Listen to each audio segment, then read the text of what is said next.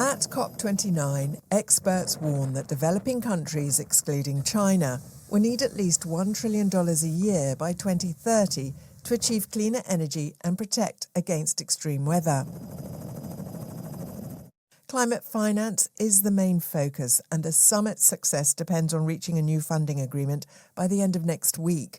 Negotiators are trying to reach a deal on how much richer countries, development lenders and the private sector must provide each year.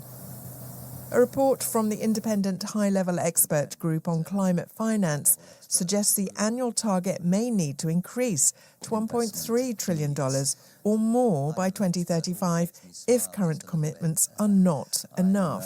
So we've got to finance 2.4 trillion.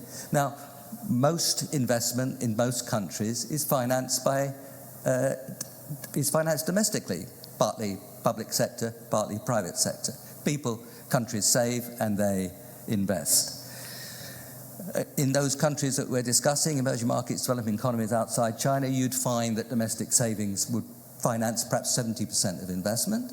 We've assumed a little bit less than that actually in our calculations. So of that 2.4 trillion, we're assuming that 1.4 comes from domestic resource mobilization.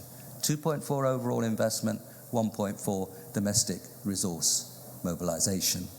That means 1 trillion externally. The previous target of $100 billion a year ending in 2025 was reached in 2022, mostly through loans. Many countries are now calling for grants to reduce debt.